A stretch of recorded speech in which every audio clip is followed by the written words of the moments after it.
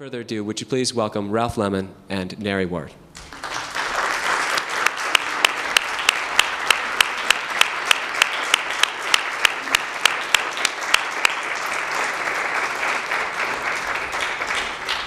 Nari and Ralph, nice to have you guys here. Thanks. I don't know if, given how the way that dance projects tend to tour these days and the craziness of the lives that artists need to lead, there's not been probably a lot of chance for the two of you to see each other much the last few months. So I'm considering this a chance for us to just sit and talk about the creation of this remarkable work we're going to see tomorrow night.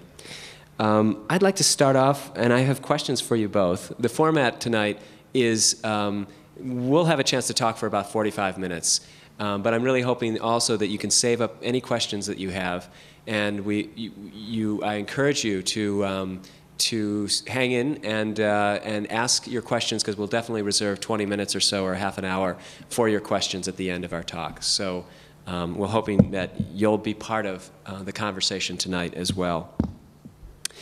I started to talk a little bit about the Geography trilogy, and just to give people a little further background, Ralph, could you talk about that point in time? I know it's been much discussed, but when you chose to disband your dance company and really branch out in new directions, and what your concerns were at that time, and what your goals were, and then maybe give us a little bit of leading into the first Geography project, Race. Yes, it has been talked into the ground. I think, and I have a number, as much as I've talked about it since it happened in 1995, I think I've had as many, if not more, excuses why I actually really sort of disbanded that way of working and kind of created a different form. I think, primarily I was just not so much burnt out as feeling as though the process that I had sort of created around myself, within that 15-year period of being in New York,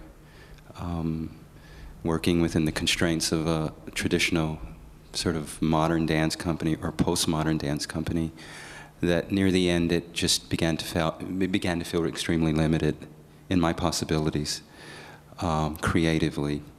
Had you at that time an idea that you wanted to travel globally? No, not really. I mean, I just didn't want to. I think I needed more in my material process than 6 to 7 dancers in the same studio every day, touring to the same places, to the same small theaters, via Europe or wherever. It seemed to me that all of a sudden I had got it, and not that I was making great work. It's just that I had sort of got it, and I'll never forget. Like Merce Cunningham was one of my, and still is, a great mentor. But I remember going to his concerts and just, being in tears at some of his works and in love with that whole process and wanting to be like Merce. and then one year, it was close to 95, I was sitting and watching a glorious concert, and I watched Merce limp on stage and bow, and I thought, he loves it, and I don't. And I don't want to be limping on stage and bowing when I'm 70 years old. And it was nothing against Merce, because I think the event itself was just has always been inspiring to me. But it was just, I think, my own kind of placement in where I was as an artist. And so when I disbanded the company, I had nowhere to go. It wasn't like, oh, I'm going to go do this. It was just that I knew that I needed more than that structure, and the only way to get that more was to take that structure apart, which I had built around myself like a castle. So in order to get an initial sense of an initial kind of new oxygen, I had to take it apart first. Right. And then from there, some magical events happen in Well, it seems to mark, geography. I mean, I'm sure we'll come back to this theme, but it seems to mark a number of points in your development, and Nari, yours also, in terms of the choice to put yourself so far out, kind of on a limb, really taking some significant risks with your work in order to spark something or push you into new directions that would challenge. You've both in recent interviews talked about, you know, needing really serious challenges in order to inject new ideas into your work and things like that. Nari, can you tell me about when you first met Ralph and how this process started in terms of the collaboration? I think Ralph might have, I don't know if you saw the piece I did Biennial, and I think that was something that in our conversation he's talked about as sticking with him in his mind, maybe about my work. And what I was very leery and anxious about being a set designer in a sense, because I consider myself a primarily an installation artist, and I create environments for people to experience site-specific things most of the times. And the notion of a set design has always been something in a whole nother discipline that I wasn't comfortable with being a part of. And so when he approached me about working, I wasn't sure where things would lead. But I had a lot of trust in information, the dialogue we had established. And again, I think that was really crucial for proceeding this level of trust. And I think what happened when he was really excited about what he was doing in his travels to specifically Geography 1 in Africa, and he would come back with information and present it to me and his stories. And I get off on stories. I love to hear stories and how those stories could possibly translate into some kind of material form. And I was very excited about the stories he brought back. And Ralph is the kind of person he's very vivid with describing things. And I think maybe that's something from his art training, you know, maybe coming through, or just his dance training. But that really helped me getting the same space, mental space. Right. And he basically allowed and permitted a lot of the dialogue to resonate around my work. So I didn't have to feel as if I was creating something for that I wouldn't normally be developing in my own language. Right. Right. And it just so happened at a time when he had approached me, I had just done this project with the Shaker community. It was a project called Quiet in the Land that a curator named Frans Moran had invited a series of artists, 10, actually 4 at a time, but in the course of the 3 months or so, it was 10 artists, to be in residence with this Shaker community in Sabbath Lake, Maine. Had you had any experience with the Shakers before? I knew about their furniture. I didn't even know that the Shakers existed still. So it was a kind of revelation that there were actually Shakers, and I think that's why they decided to participate in that. They really wanted people to know that they weren't just furniture anymore. Right. And it was really great. It was a great experience to be around them, and they're very clear people. I think when you're in that sort of situation where you sort of see the end of your lineage. They have this rich legacy, and they know that they're just a matter of time before it stops, right. Unfortunately. But I think as a result of that catharsis of knowing that this is going to happen, they're very clear about the decisions they make and the desire to continue trying to keep that door open. So it was a good space. It's a good mental space to be in and to work in. I found it interesting, you mentioned in an interview that the Shakers don't really dispose of a lot, and your work is often with found objects that have been tossed away by society. And when you first got there, you were a little perplexed by, you know, what was it that you were going to work with in terms of the material itself. And it was so specific because normally I get engaged with material and try to find a narrative or some kind of story behind the material to at least prompt me to try and transform it or layer it, right. and make it more, I guess, accessible on different levels. But it was so specific what would be discarded even. Not that I even had a choice though, because a lot of things, if a shaker chair broke, because it's valued at maybe $20,000, they wouldn't discard it. They would try and to conserve it and preserve it. So that was a real problem for me being there. And I think what happened, I approached one of the brothers, Brother Arnold, I think, and I explained to him that I was having a difficult time with trying to figure out what I was going to do there. And he said, well, we have an old dump site, that's no longer used and closed since the 50s. And maybe you could go there and see if you can find anything, So it was just a few miles down the road, and he brought me there. And what I was really fascinated with was that there wasn't any garbage there anymore. Everything had deteriorated. But what was left were just all these bottles were scattered on the ground. And it was really a kind of powerful space. Old bottles. Just old bottles, because everything had broken back down to the earth. Right. And it kind of started resonating for me, Robert Ferris Thompson's Flash of the Spirit, where he talks about African-American burial grounds and these bottle trees. And I started making this strange connection to the bottles as being some kind of evidence of maybe these people at one time, or at least their legacy. So I decided I wanted to collect the ones that weren't broken. So each day for a month, I'd go there and dig for these bottles that weren't broken. And not knowing what I was going to do with them, I just needed to know that I needed to collect them. And so that's what I did. And it ended up being, I ended up weaving them together to make this bottle curtain. And it ended up being a little bit after that Ralph approached me about doing a set for Geography 1. Is there a couple of, I think we might have a few slides about some of the material from that. Let's see. I think this may be, let me see if this works. Now, that was the initial Right, that was creation, called right? Vertical Hold, and it's maybe about close to 200 of the bottles that I collected. They range from medicine bottles to bottles that were used for cooking and masonry bottles and things of that nature. Did you make this back in New York, or did you? And this was presented in a space that I didn't really want to present it in a gallery space.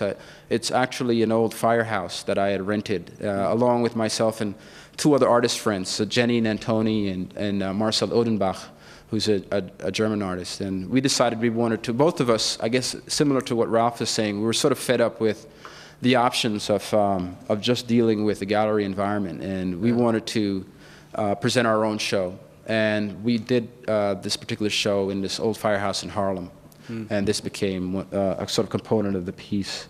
There's another view of it from the other side. Now, So all of those bottles were found in the shaker dome. Right. And then the idea was to sort of bring them all together in a way, and basically it's a kind of bottle quilt. Right. And like I said, at that same time, Ralph approached me about the possibility of working on something. And I wanted to extend on this, and he again allowed that to generate into some kind of environment on the stage, which I was comfortable with, because as an installation artist, and again, as I said, site-specific work, the notion of the curtain on the stage was logical. Right. And so it was an easy leap to make.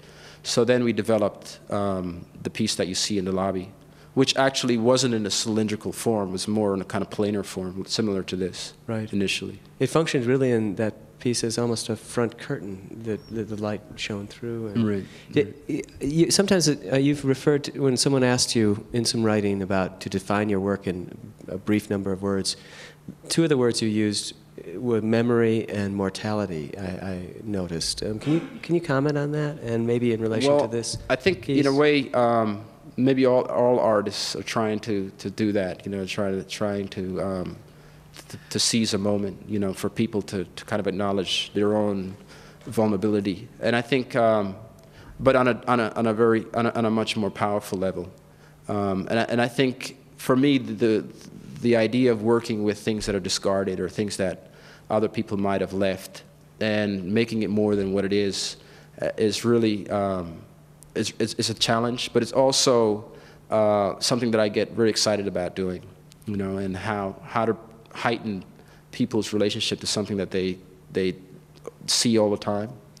And what that sort of led me to is the notion of creating an environment for it, even the very mundane object, that if you build enough of it and you make your own system of relationship to it, and you make it convincingly enough, then you can seduce somebody into participating on a very deep level with it. So that, I think that is probably one of the things that the leap into the stage environment was not so difficult to do. I know we're going to come back to this, but I can't help asking you at the moment that much of your, prior to your work with Ralph, your installation work in part was enlivened by creating the environment, as most installation work, that people would enter into, and they would become part of it. Right. And the difference of working on a stage with a frontal proscenium is that people are a little removed. They're removed from it. They're looking at it from sort of one direction. How did you create the same kind of, or how did you deal with that in terms of the approach toward installation, creating an installation for the stage? For one thing, I was really fascinated with the stage. For a different set of reasons than probably a dancer would be. I was fascinated with the stage because of the focus that it gave the moment. And that's the same kind of focus I'm trying to put into my environments, because it makes it a kind of specialized space for people to interact. And what I try and do is make my hands very apparent. There's a lot of repetition. There's a lot of architecturally constructing the space with the material, modular-like. So I think what that allowed for, one of the problems for me in switching to the stage was not having the viewer's level of accessibility to the form. Like you said, they become audience. So I learned a lot from that, actually. I was just speaking to Ralph about that, because what it allowed me to do was to back away and not feel the need to physically layer something as much as conceptually layer it more, and allow for, like, for instance, in the case of the stage, allow for the performer to guide the viewer into a dialogue with the material, which is a very different way. And I think that for me, if you look at the piece that's in the sculpture garden, it's really quite minimal in a lot of ways, and it's something that I wouldn't have been able to have done at maybe 3 or 4 years ago. And I think in working with this notion of the stage and this idea of how to layer something in a different way sort of brought me here, which is really good. I'd like to go back a little bit, Ralph, to that moment when you chose to go to Africa to start to work with some artists and explore a possible project. Could you talk about the origins of the first geography and kind of leading you up? This was months, if not a year or so, before you began collaborating with Nari. Well, it started with a trip to Sydney, Australia in like '92-ish, and watching some Aboriginal dancers. They were working with a company in downtown Sydney, and they were from the northern part of Australia, and they were there as guest teachers. And I was just sort of watching them kind of move around the studio and try and communicate to these more sophisticated trained dancers who were doing quote-unquote Aboriginal work. And I'd never seen bodies communicate like that, move, talk. It was extremely mysterious. And you know, I had been dancing a while up to that point, but I'd never really experienced their kind of physicality. It was very mysterious to me. And when I came back to the States and I continued my work, I never really forgot that curiosity. Right. Whatever it was, that whatever it was that struck me about those bodies. And so when I disbanded my company, I thought, well, now I'm free to do a project like that. I'm free to like go and maybe go to Australia and hang out with some Aboriginal dancers and just, you know, kind of absorb whatever. And around that same time, I got a call from Yale, and they were really interested in having an artist come and work in their space. Yale Repertory Theater. Yale Repertory Theater. Now, and which is unusual in and of itself, because as a repertory theater, they typically, one would think they're working in more traditional theatrical forms, narrative forms, not necessarily with someone who'd make their made their work mostly out of the dance world. Right. Was that an Well, unusual step? I think the artistic director there, whose work and whose, I'd say, season, you know, his tradition of his seasons is very traditional work, and I think he wanted something really experimental to kind of throw into the mix. Right. And I think he needed someone who was going to go in and work within that environment. So it wasn't going to be like hiring or commissioning a dance company to come in. Did he ask you, create a work. so what would you like to do, or what personally? Yeah, literally. Huh. And I really quickly had to kind of put it on paper. Huh. I had to script a plan, and so I was taking a train. It was on a train, literally a train to New Haven, which is like a 3-hour ride from New York City. And I just thought, well, you know, it'd be great to kind of maybe do a work with Aboriginal dancers. And I thought, well, that's really, really far away. That's like a long trip. Right. And I thought, maybe Africa would be a little easier. Here, all this time I was thinking you had this great longing for years to go back to Africa. Yeah, and then issues of, you know, when I really began to think about it, right. and it wasn't as condensed as right. I'm describing, of course, but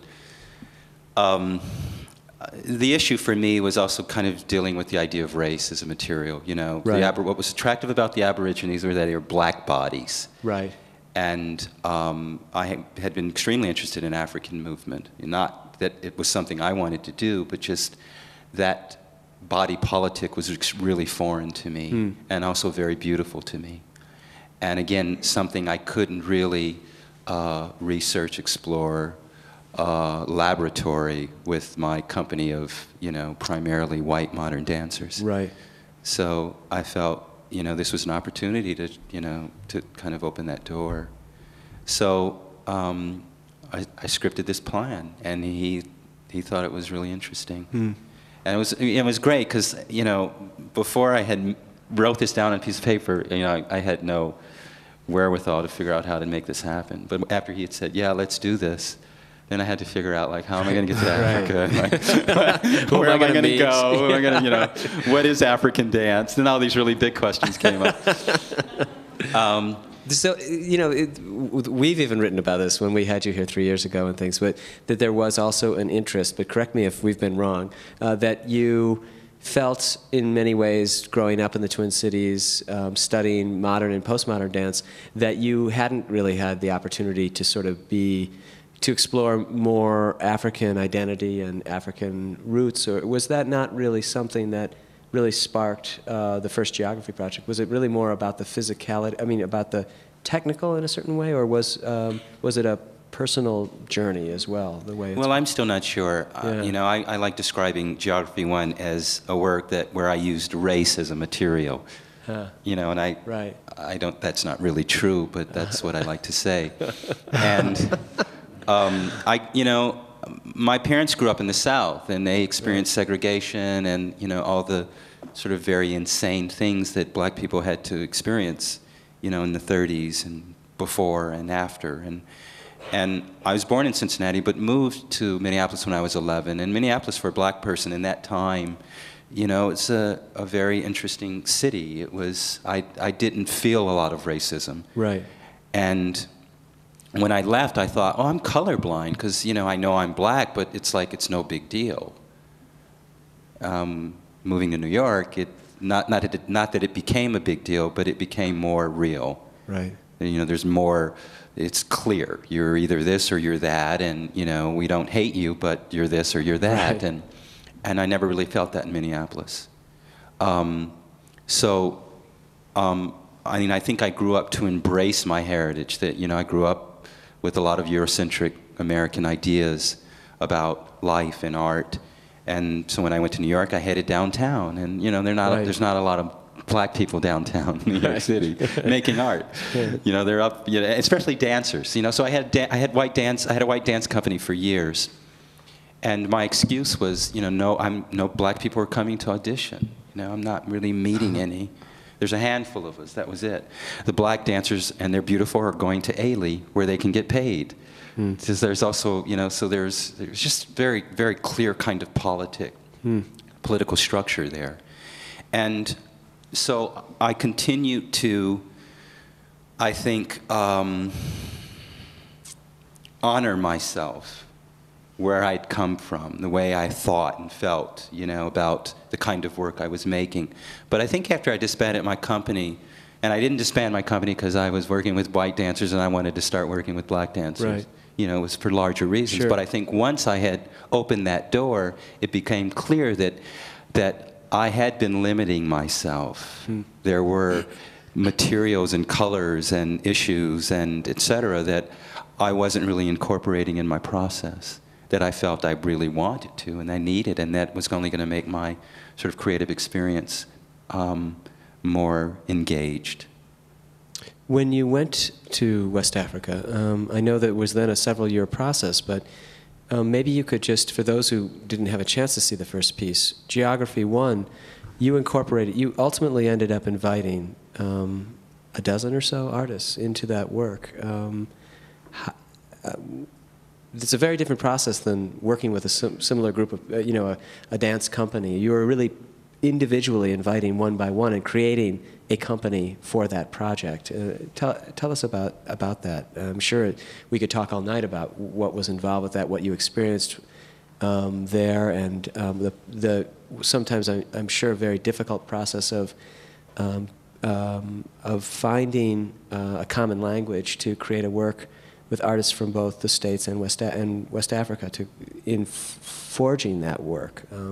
Is there anything particular you'd like to say about that particular process? Well, I had contacts, and I went to the west coast of Africa. So I sort of, you know, I really narrowed my focus and where I was going to go research, and primarily Côte d'Ivoire and Guinea and Ghana. And I landed, and I think, you know, the focus distilled from that to Côte d'Ivoire. Right. I had contacts and went and met a number of young dancers. And once I got there, it became clear I wanted to work with men because I felt like it was really complicated, and I had to continue to try and find a way to simplify it, the idea of it. And what was extraordinary about it is coming from a modern dance background, and you audition, you know, the whole feeding system of a company. You audition dancers, and you pick dancers who move exactly how you want them to move, who move exactly how your body is moving. And so you know, finding people who are basically you. Right. And, you know, in some respect, but gender aside. But I had no map for these African dancers. First of all, I didn't understand the language, the physical language. It was exciting to me, and that's all I knew. So once I acknowledged that, it became kind of easy, because then my audition process was watching them work. And so I was choosing people on an energetic level, which was really interesting to me. I think as a dancer, at my most essential experience of looking and experiencing something, it's about energy.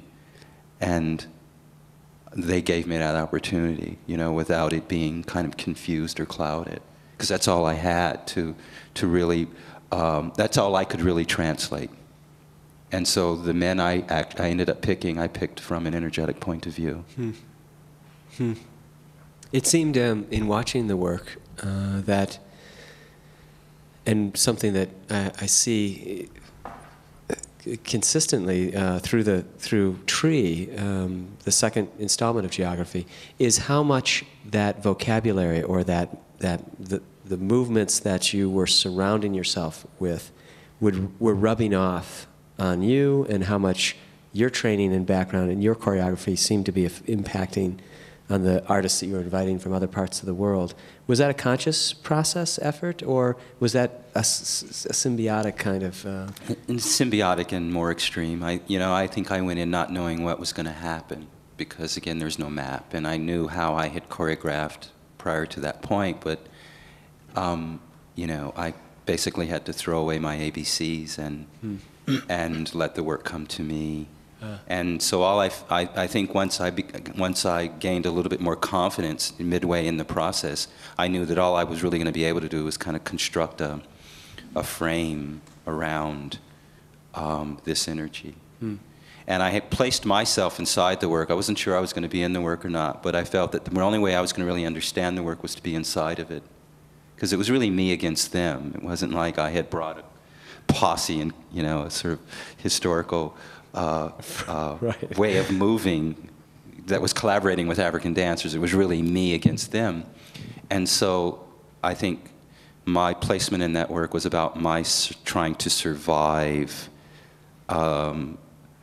the moments I understood and the moments I didn't.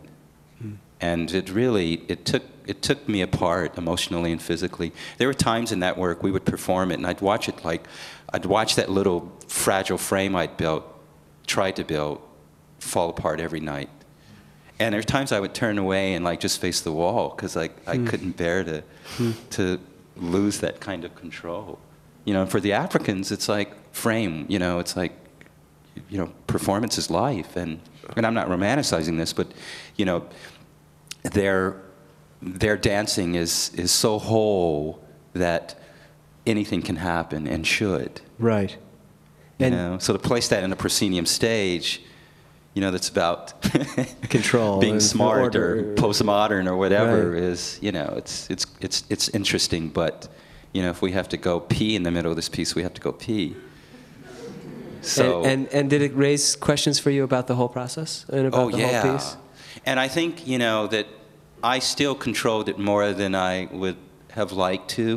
There's a part of me that would I think desires that it really had fallen apart. Because I think on a personal level, I'm really interested in destroying my stage, my history of the stage. And it's interesting, Nari, that you talk about how you working with me in this kind of environment has, you know, helped. But I think for me, it's like my response to that is, I think especially in our collaboration, I wish I had the courage to let your environments like push me off the stage. You know, I'm still allowing the stage to kind of dictate how this work is looked at, and there's a part of me that's, you know, needs to continue kind of taking that apart. But one thing that we talk about, I think we both really get momentum from, is this idea of risk-taking, because you going to Africa and like even me going to the project in Brazil or even the Shaker project and not really knowing where that experience is going to place you. Right. But really being open and faithful enough to partake in it. You know, I think it's rare because it also means being prepared to fail. And I think a lot of people are told that that's not necessarily a good place to go. You know, and they're afraid of it. Great potential of failure. Yeah, and I know, you know, for me, there's pieces that didn't work, but I don't call them a failure because they brought me somewhere else, you know. Right. So I think that's really important to keep that perspective, you know, in your process. I wonder if there's a difference, and this is getting into an area that I'm interested in talking a lot more about, but if that's a difference between in the performing arts and the visual arts, whether there's more openness to failure or at least more opportunity if you're in a studio and you're working on things versus, I mean, you have 3 years, a bunch of commissions, you know there's a premiere, you've got 2 years to put it together, and, you know, so, I don't know, though. Maybe that's a mistaken notion that that's a really complex question because, you know, then it's also about the audience. And I think for me, that's always been a really important, I guess, something that I've really thought about a lot in terms of who do I really want to address the work to. And that's what has sort of pushed me beyond the boundaries of the sort of sanctified spaces of the museum and galleries. Because I really wanted, especially like for this piece and other pieces, I really wanted, especially for this piece, I had moved to Harlem, and I've been really exploring what it is to be in Harlem. I guess we had similar experiences, Ralph and myself, because I was born in Jamaica, moved from Jamaica to New York for a brief period of time, and then moved to New Jersey. And I was from a big family, but it was pretty much a kind of a much more, I think we were like the only blacks in the school. You know, it was one of these situations where you're always the only one. You know, and so there was always, I always felt very self-critical in a lot of ways. And when I moved back to study in School of Visual Arts, and I moved to New York, I gravitated right away to Harlem, because it's like it's got so much in terms of the culture of black folks, and from the Caribbean, from Africa, from the South, and so much romanticism around it. And a lot of that I needed to navigate through. And as my development as a Caribbean American, African American, whatever you want to call it. Right. And so it became a really important place to make work, and then it became an important place to present work. And so when I invited these two friends to exhibit in this old firehouse, was a way of saying, well, I wanted to dictate what my audience was going to be as well, you know, and how to engage that audience. And so is that because you knew it was less likely that people from downtown were going to come? Well, no, because they came anyway. Yeah. You know, they came because it was Harlem, and because it was something out of the ordinary. And you know, there were people who I sort of jokingly call it their safari. You know, because they came with buses, and it was a big success. The show. Because people were really hungry for a different point of view, and somebody who was engaging this other approach, which has been done before. It's not new, but it was actually interesting, because I think myself and Janine and Marcel, we were really not starting out. We were doing rather well, and we made the choice. We had that choice of either doing a gallery show, and we all chose to take the risk and do something in this space that easily could have not worked, and we'd have been looking like, what are they doing in this poor neighborhood? But so there was a lot of other issues that we had to deal with as well, about transposing a show and doing a contemporary art show in a distressed neighborhood, and what that meant, and having people from downtown come and see it there. So for me, that was just more fuel to the fire. I really got excited about that more layers, juxtapositioning, right? And you know, I had done this piece. And then it's not in the slides, but I had done another piece called Hunger Cradle, which was much more similar to this, but it was all the materials I had found in the building that were basically like this, woven together.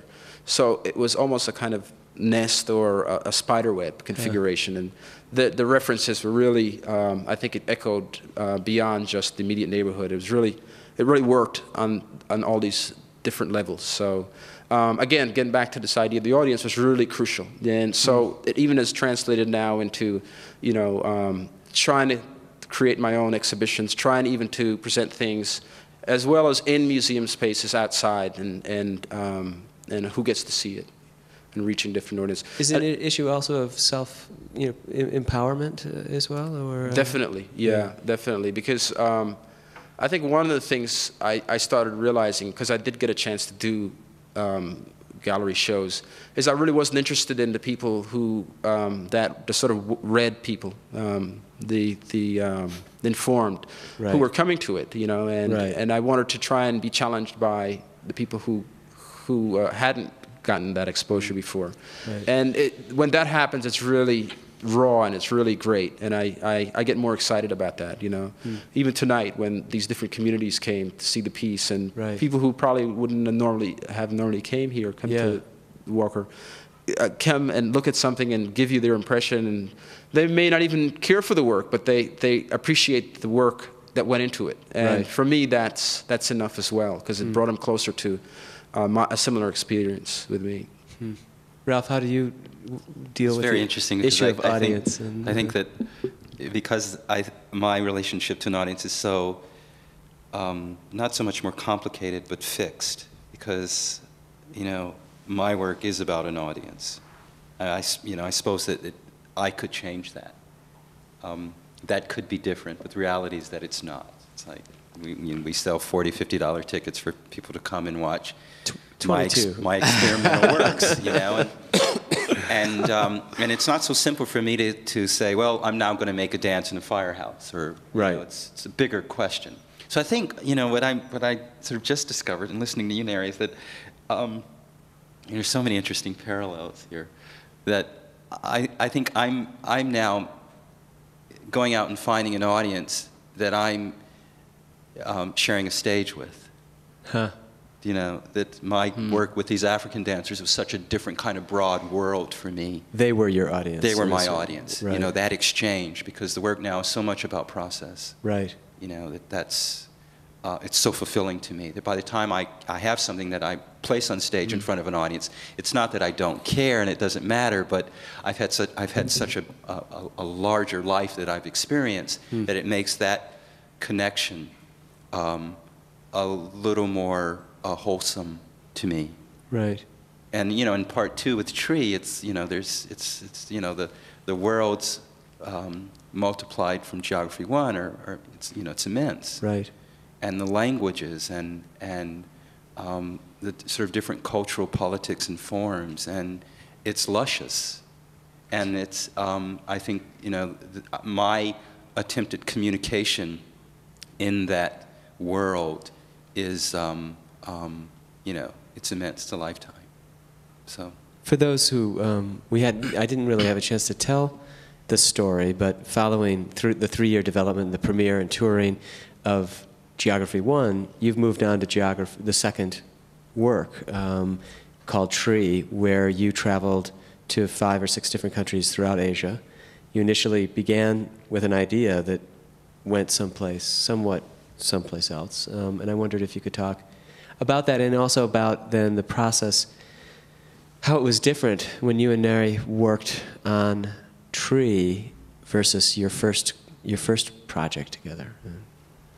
well, by the way, I went to Maine to see this work and the original piece, and then the Firehouse piece. So I saw both. So I was kind of living his bottles. And again, this I think piece is actually now circular as well. Now, but it was really just the origin of the idea. You really had to create a brand new piece for Geography 1. Right. I mean, with all new bottles and completely different. But and also, I had to let go of this desire to have my hand in the piece, because now Ralph was going to facilitate that kind of interaction. It made it easier, and so it's less like if you look at this when you get really close, and it's meant to pull you in. I think I was more comfortable with the idea that other people would help facilitate that, the lighting person, right, the dancers. Something I never had in my own ventures. That's got to be such a process of letting go, though. I mean, when you are able to control all the elements yourself, and then suddenly you're turning it over to even other people are going to help construct it, and then it's going to be used in a way. You know, was that? Were you pleased with it's great because it led me to rights of way. Because in a way, it was about letting go. Because I no longer felt the need to go out and get those objects. I went to communities and asked them for their stories to facilitate the objects, getting the objects. So it was, it's all really connected in him. I mean, I think that experience allowed me to let go and realize that even here, you know, I was going back and forth, so I had to trust the Walker staff to do certain things, choices that I wouldn't have been readily able to do. You know, so I think it's a good thing. You know, it's a real growing experience, and I think I also need, for me, to keep a balance between both of those things. It's not like that's the only way. I want to do both. With the two of you working together, I mean, because I think that it was such a different kind of partnership. Obviously, visual artists and choreographers and theater artists have collaborated before. However, Ralph, it seems like your process is one, and maybe it relates to some of your training in the visual arts as well, where it seemed like there was a real openness to, from the original point, to sharing ideas with each other before you just moved ahead with the set. Can you talk about, maybe let's talk about Tree for a second and the process of that set design, not set, the installation creation. Well, you know, it's funny because remember in the beginning, when I went to all the meetings, I would say, you know, don't call me a set designer. No, you know, and they had a lot of problems with really how to categorize what it was, because I said, well, just write visual artist, and isn't that okay? And it became, for me, it was really, that label was so awkward in the beginning. And then after a while, and especially for Tree, I think I realized, no, I am creating a set design. I mean, I'm inspired by what I'm doing from these things, the experiences of the communities. But for the stage, it is a set design. And if you look at Tree, it's much more a set design than Geography 1 was. Right. It really feels. Was that a problem, or did you feel like? No, because I mean, it was a growth. It's a growth experience for me to be able to trust that Stephen Strawbridge, the lighting person, would pick up whatever empty spaces I left for him. And I guess that's what I was trying. That's what I had to do as much as before. I was trying to fill every empty space so that the viewer can confront my process. Here I could leave spaces for other people. So is that back to that critical word that I know you've used often in your discussing Rights of Way, but of trust of this group of collaborators? If it had been another group, it might have gone very differently. For I think it becomes trusting, and also being able to project yourself into telling the person what you need, and just allowing them to do what they can do. You know, and I think. I think I'm lucky enough, I think, to be able to do that, and I think Ralph is able to do that as well. And that's, collaboratively, I think that's why it works. I mean, there definitely has been a process. We were just talking backstage in the initial talks with Geography 1, Nari had done some drawings, and like the stage was full of bottles and rat bed springs, and they were all over the place. And I said, well, I need some space to like dance in, you know. So I had to give him these parameters, and just watching his face, and I knew that was an interesting point of, you know, that was you know, a really interesting entryway from installation artist to that this is a whole different medium. And, right. And for me as well, because, you know, I wanted that space cluttered, but then to see no space at all was, you know, it's too daunting. Right. And, you know, so I think I think we have a conversation.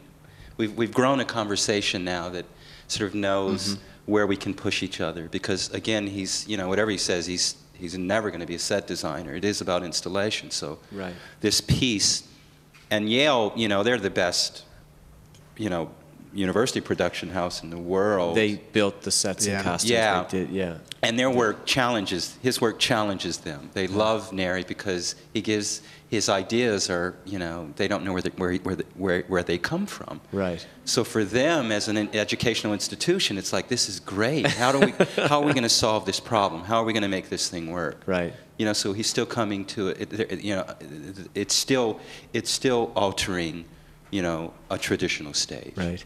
A traditional set design, and that's really important. Was it hard, Nari, for you? Because it seems like one of the distinctions between a set and an installation.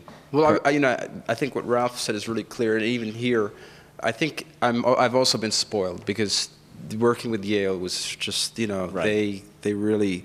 I mean, if we said we needed to see this thing in a model, the model would be there, you know, in 2 days, you know.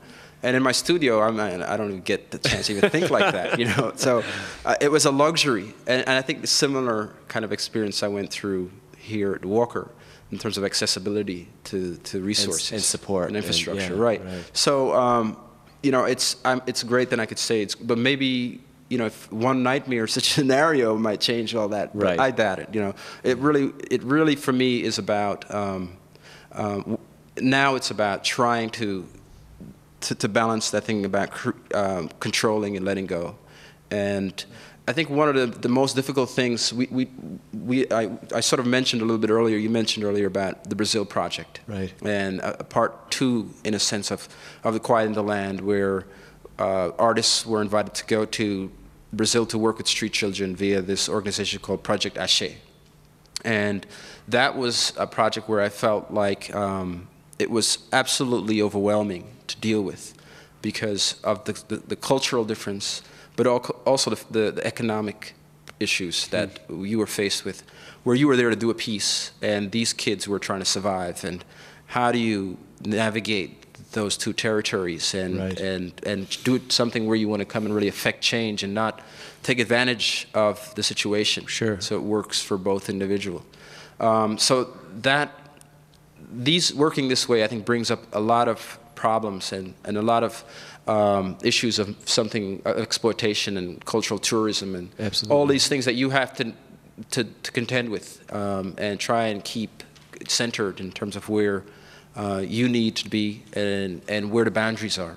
So I think we're always, even with institutions like this, I'm always trying to figure out what those boundaries are, and we're not to violate. You can violate certain things and be excessive in others, but you think you have to be really respectful of what those boundaries are. Well, and speaking of that issue of trust, it seemed like you were very careful with rights of way, but it is a very delicate process because you had asked community members to bring some ways sacred objects from their lives and tell you stories from their lives. And maybe a parallel would be, Ralph, in the artists that you've identified throughout Asia who come from very incredibly rich traditions. You're asking them to bring those gifts onto your stage, and they are trusting you that you won't violate that trust, that you're creating a frame that is respectful and is not exploitative. And I wondered if you could, either of you, comment on, on those issues and how, if there were moments that for me is questioned. one of the most difficult things in doing a piece like that. I mean, tonight I was more nervous than if than if I was doing a show in a gallery that's my responsibility or in a museum, because I felt like I was presenting something to these people that trusted my vision. And there was a level of responsibility that I felt really. I mean, it really hit me in several of the workshops where you would have the Laotian group, for instance, that I met with. They were so generous in giving their objects, and I was like, well, why? And they said, well, we're happy that somebody's asking our story. We're happy that somebody's here to listen, and that we're going to be part of this thing that's happening with other groups.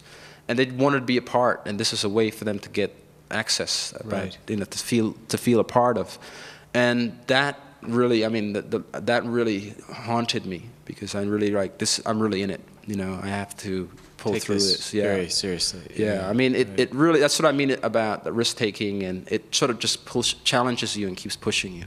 Right. And it's very different than, wow, I got to do a show, and the gallery is waiting for this body of work that I have to bring in.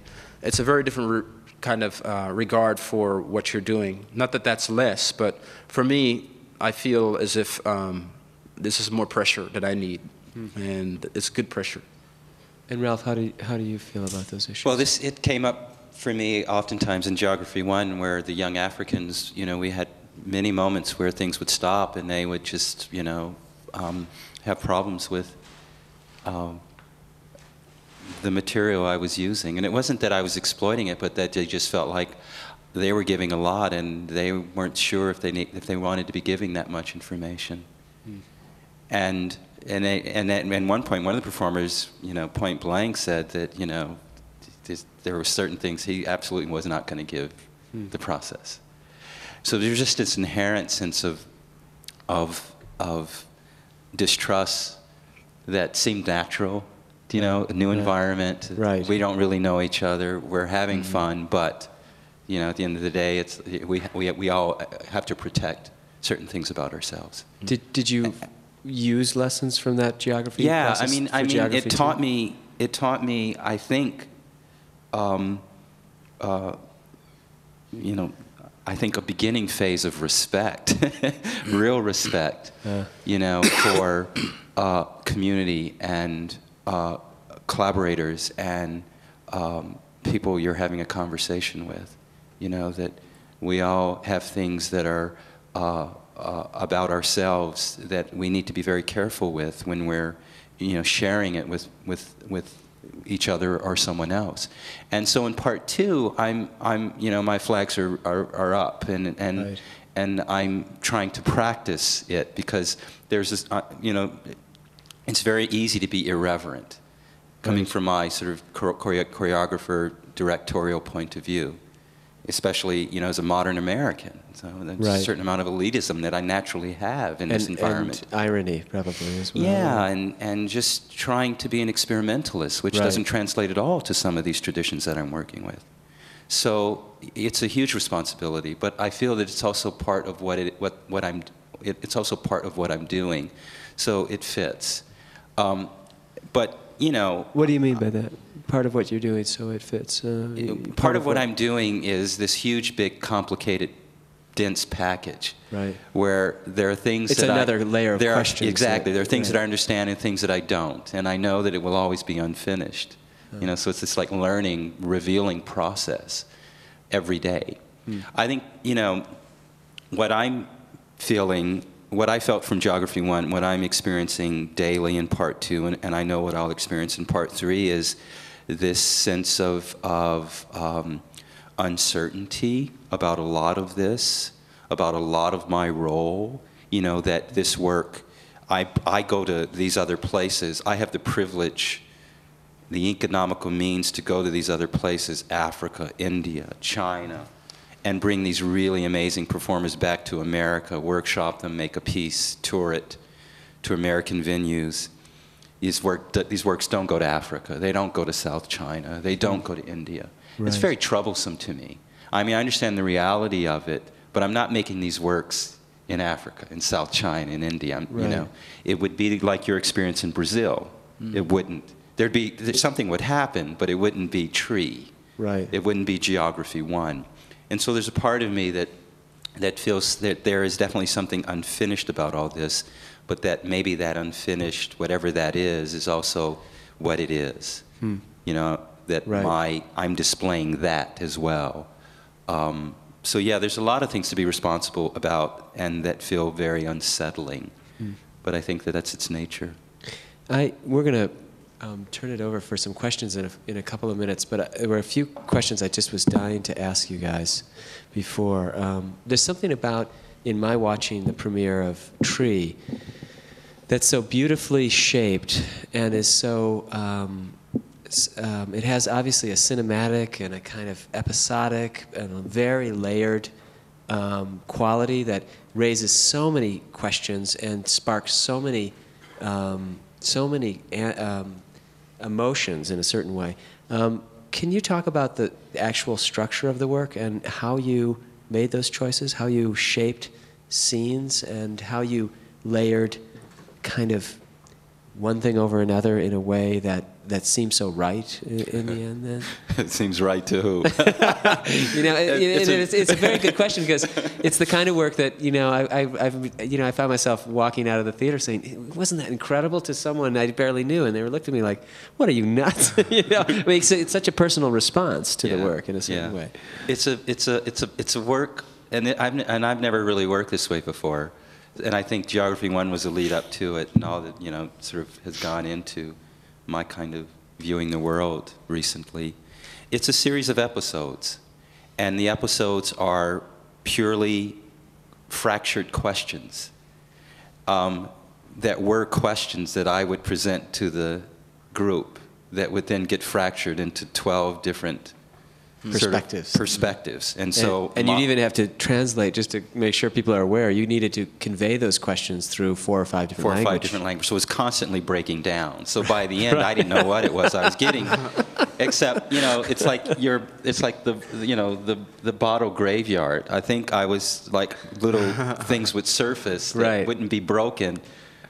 And those are the episodes. So you did, though, ask those questions, so material came from your collaborators. Yeah. But it was also like a letting go process for me, because it was a very different way to view a process. I think before I could dictate what I wanted to have happen. Right. Which is really stupid, really boring, or a waste of time. But this is, the work was really, I really allowed the work to come to me, and again, from my point of view, like someone else in that process would have probably sort of held on to, maybe different things. But, Right. So again, those episodes are episodes that I'm really interested in. And so it's really a series of questions about our different cultures, our different forms. There are women in this work, so there are gender issues. There are language issues, so there's talking in different languages and trying to understand one another. Is there questions also of how much today our worlds are blurring and how quickly that's happening, our influences No, are? I'm afraid to go there. I don't want to become socio-political about this work because it's already that. Right. So I just think in its sheer nature. Its sheer nature. I've got two farmers from South China on stage with, right. A performer born and raised in New York City, and right. and then a performer from a young Cote d'Ivoirian dancer from Geography One. But it seemed like your choice of, say, one of your dancers who's Japanese but is an expert in Odissi dance, and another dancer whose parents are from West Africa but has mastered Balinese dance. I mean, it just seemed like in that your choice of some of those artists and their absorption of not their necessarily heritage, but other cultures, right. seemed to make a certain statement as well. Right, exactly. And I just feel like the best thing I could do and could have done was stay out of the way, because right. it's there. It's like whatever one wants to find in that sort of more global sense of viewing a community, it exists. Right. I have so many questions, but I know there's others that do too. Before the last thing, could Nari, you and Ralph either say one thing that sort of the working process together that you learned? I think, Nari, you've already mentioned several things, but I think one thing that when hearing Ralph talk about episodic, one word I think that that he might have brought up that immediately connected with was this notion of the epic, and how, again, for me, it's how something quite simple can be oversized and even layered and have so much meaning for whoever's looking at it. And I think that how to put that meaning into the form is what, in a way, that's one of my biggest challenges when he brings a situation to me. Because I think one of the things about, maybe one thing that we need to talk about is how we worked in terms of information. Right.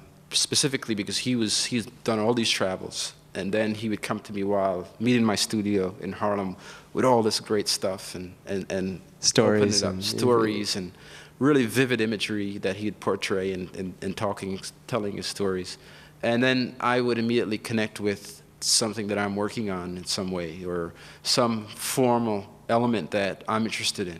And it's like a virus that way that sort of gets caught, and we just sort of, it starts germinating. And then would you devise something and he'd give you feedback? Then I would say, well, Ralph, I had done, for instance, I had done another piece called Interfection, which was a piece I had collaborated with a very good friend from China. And it was about us trying to talk about what collaboration meant, and it was a kind of, we made this kind of viral, actually I think it might, we made a kind of viral merging. It's my form and his form, and my form is on the right-hand side, merging into his form, which is this other thing. And what the idea was that one form, because mine is actually made out of moving pallets, cut up and made into this strange thing with mattresses that have sort of exploded. And I'm coming into his, but mine is very prickly and almost piercing, yeah. And his is sort of voluminous. And the idea is that it's sort of sexual. We're sort of laughing at each other in a sense, because it's that I would pierce his, he would absorb me, but I would pierce him. And in a way, we were trying to talk about this dialogue that we were exposing ourselves to as a virus, and then one that would change both of us. And in a way, I think it's sort of an apt metaphor for in a way, how, as an artist, you go into this other dialogue, this culture, and you don't come back the same. You've caught something, you've changed, and sometimes you die. Sometimes willingly, but you may be born again in another way, you know. So I think that's something. The moving palettes is what I connected with, because it was about a non-space, a non-site. Right. And I was ready to go into the stage, but I didn't want to go into the stage without knowing that I wanted to reference something that was about transience. Right. That wasn't another space per se, you know. So it sort of led me to dialoguing with him and saying, well, what about these moving palettes? And it totally other kind of form, because the form was based on our collaboration, but it was coming from this train of thought. And in the end, you'll all see tomorrow or the next night that the result was a beautiful wall, probably 30 by 30 or something, of moving palettes covered with that plexiglass and that beautiful burnt brown sugar in the back. And I'm realizing that we should probably move over to some questions. So, Ralph, did you? Okay. Who would like to? Who has some things they'd like to ask? Anyone? Anything you'd like? Yes. I had a question. You talked about, Ralph, you talked about some types of conflicts that you had with dancers when you were creating certain pieces. What about any conflicts between the two of you in your collaboration when you were creating a space and you were trying to do the movement? Maybe you can comment a little bit about that. We didn't have a conflict. It wasn't a conflict between Ralph and myself. You both moved so quickly to the microphone. It was a conflict of economics.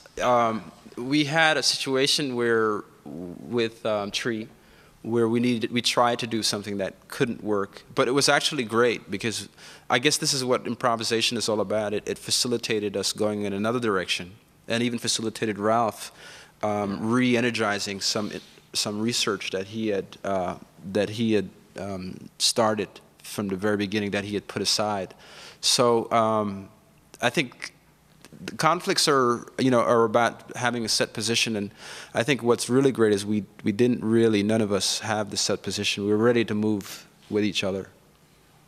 So very little of that. Yeah, and Nari has presented things that I've made suggestions.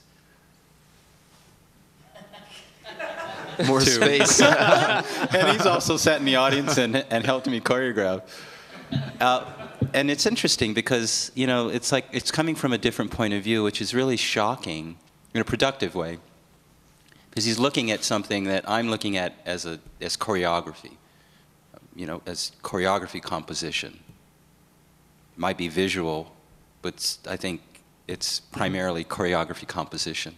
And his view of composition is very different and profound to me, you know, as a choreographer. But I also know that I still have remnants of the visual, purely visual composition. So it's like hearing this voice that I remember, which, you know, is wonderfully like surprising and useful. And makes me think, and in certain comments he's made has made me think about things really, really differently. But we had in this, I don't want to give the installation away for Tree if you're going to come tomorrow night or Saturday, but originally it was a circle. And I made the comment that, I said, Nari, it would embody the space better if it were square. And that comment came from a choreographer, because I'm seeing people in the space. And I knew the circle would just demand so much attention that spatially it would be really difficult.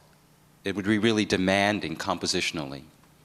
And I would be sort of stuck with a circle for an hour and a half worth of composition and thinking that hadn't even begun yet. So that was an interesting kind of pairing of ideas, because his reason for that was really sound. But I think we worked that through, and actually, what happened was, I never quite gave up on the circle, but it sort of died its own self, because I did want to keep this circle pattern in the square. But then when we were trying to emulate this burnt sugar pattern, it didn't make any sense. So in the next stage, it needed to go. And so I'm sure Ralph was happy that it went and it worked out. But that's how the dialogue has gone. He's never really let go of anything that that has been important to him. So for me, it's like, okay, he's not going to let go of that. So then that's really important. So how do I make that work? But then that's really a problem here. You know, so it's been this great exchange, and Nari's one of the, I think, nicest people I know. Just, you know, as a human being, and he's an extraordinary ego. You know, and which makes the dialogue easier, because I feel like any yes or no that he has is about his concept and material. It's not about, no, I need it this way. Right. So it has to be this way. So, you know, we can convince each other, and I think that's been the process, which has been wonderful. Other questions? Yes? David. It's for Nari. What does the set entry mean for you? What does it signify for you? The set. Did everyone hear what does a set signify for Nari? I think it is a set for me, more so than Geography 1. I think it's a good question to follow up on what Ralph, we were just talking about in the first question, because one of the things that Ralph and I first start out with is what that place is, what that environment on that stage is, and trying to locate it, and then trying to load it up in meaning. And for me, when Ralph was coming back with all this information and presenting it to me and really getting excited, and I was getting excited about it, and he really wanted this notion of a temple, because he had gone and he'd seen these temples and really special spaces, specialized environments for something to happen. And I didn't see any I didn't see any temples. I wasn't that excited about the notion of a temple in a direct way. But I was interested in this idea of all of these individuals coming together. And again, because I was thinking about transience, the loading docks the pallets made sense, and then this notion of a loading dock became really crucial in terms of what that space was. And the funny thing is, Ralph was able to convince me that the loading dock was still a temple. And in the end, it did evolve visually into a kind of, the lighting and the feeling came across as being something of, almost of, again, of a stained glass window or something like that. But it was about layers, and it was about layers of information that comes together and moves through the space. Did I answer? Was that what There's something else that I think was a really extraordinary translation. Was I had just come back from Indonesia, and in Bali, ceremonies happen, everything in Bali happens outside. And what they do in ceremonies, just to frame space, is they string these curtains between trees, and that's where sort of ceremonies and specific sort of dancers kind of come through and exit. And I presented that idea to Nari, and I thought that, you know, there's something really like beautiful about that. And his immediate response was these sort of plastic, you know, meat market curtains. And it was kind of shocking, because, you know, that his perspective on things is always so urban, and that he could translate something, you know, that I had sort of romanticized in this really beautiful village in Bali to that, and have it make sense, I think has been a lot about this relationship, and why it's been really important for me, because, you know, if I had presented that to a more traditional set designer, I would have gotten beautiful silk curtains, you know, sort of suspended in the space, and never in my wildest dreams would I have thought of plastic meat market curtains. But as you'll see, they're magical, you know, that they transcend their use, their more traditional use, and become something else. And I just think that's brilliant. Question down front. Yeah, so how much does the set change and the choreographer change, choreography change, depending on the venue?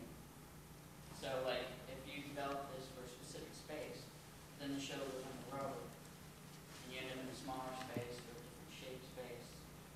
You know, how does that change both of these work? But they do, Yale is really professional in that respect, that they do take into account. They don't rein me in, as opposed to Richard Gold is really great this way. They say, oh great, dude, yeah, that'd be great. And then like a little bit into constructing the piece, they'd say, well, by the way, you know, this other space won't really facilitate this, so we have to think about how to make that work, or what kind of compromises we can make now. And then they'll say, but we really want you to do all you want to, you know, here. But so it was a constant negotiation. It actually was more, I think it was more stressful on Ralph's point of view than on myself. It was probably more difficult for you to negotiate that than me. Yale was very good, though, about contacting. This work is touring to, I believe, 6 sites in the 5 or 6.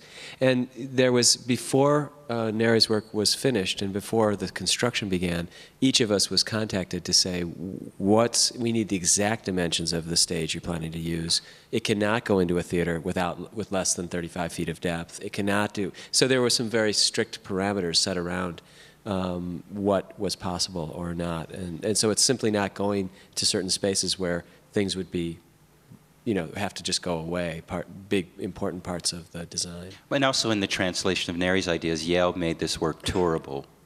Right. You know, so they were absolutely essential to this collaboration. What was your question again? Because I had David, the bottom, that David. No, you did, yeah.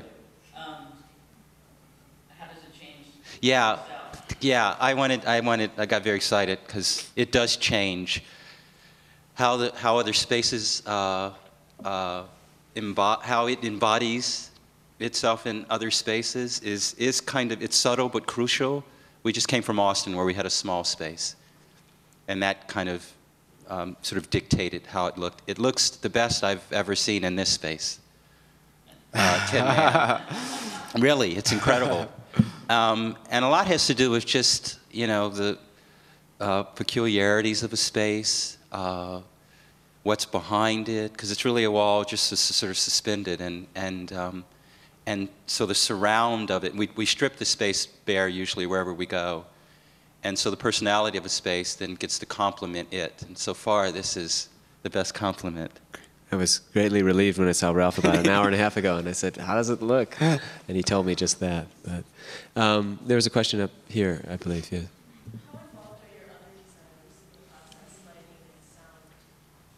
As involved. You know, if I was here with James Lowe, the sound designer, or Stephen Strawbridge, or the costume designer, we would have a similar conversation. I think I think what I'm growing also, what's been a growing experience for me is also making sure I always partner with artists who have a very, very powerful point of view, so that there is always a certain amount of productive tension, because then it's going to be a collaboration and not me just dictating something that I already know is going to happen, which I think is only going to make a small work. Yes. You mentioned Liz Cunningham. I recall you talking to John Cage from the stage 25 years ago about some of these very issues, in which he suggested, and Cage said, that we shouldn't see things as a collaboration, but rather see them as two parallel, separate performances experienced simultaneously. Do you have any comment on that at all? That we could view your work as visual artists and you as a choreographer as simultaneous artistic experiences as opposed to experiences that are necessarily related? Well, I think Cage was more enlightened than most of us, so I don't think I could make that statement. I think, you know, I still have my ego very much involved in this, but I think, you know, it's a really nice thing to hear and to think about, you know, that kind of. But I don't even think Merce and John were that free. You know, I know that there was certainly that sort of language thrown around, but I think that you know, Cage was part trickster and part really, you know, brilliant, but I think that it's really, you know, that we are human beings and we do ultimately want it our way, and we want to get what we want, but I think the exciting thing is the conversation, you know, to see what you can get out of a discussion when someone else is going to do something different. That's exciting to me. So.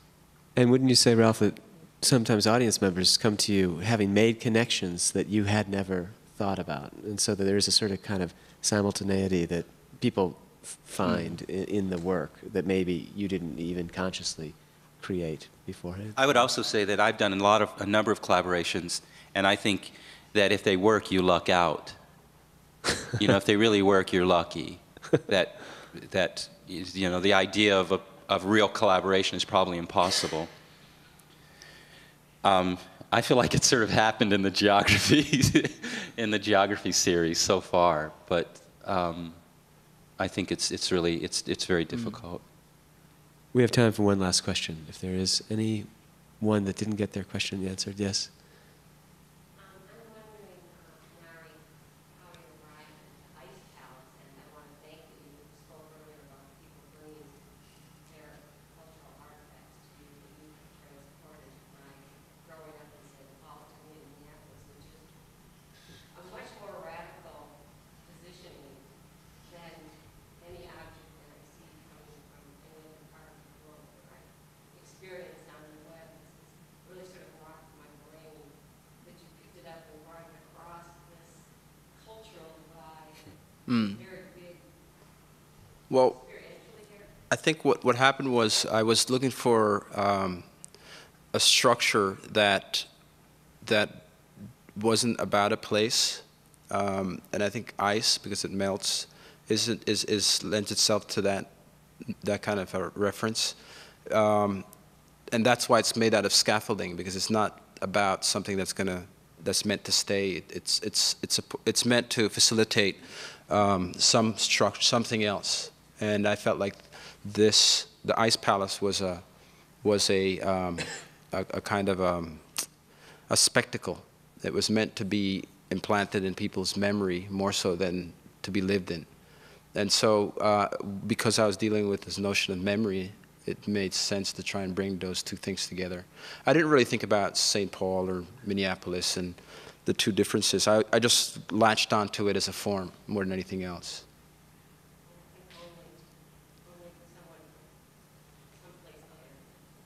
Would take, put it in. Thanks. Well, thank you all very much for coming, and thank you to Ralph Lemon and Nari Ward for being with us tonight.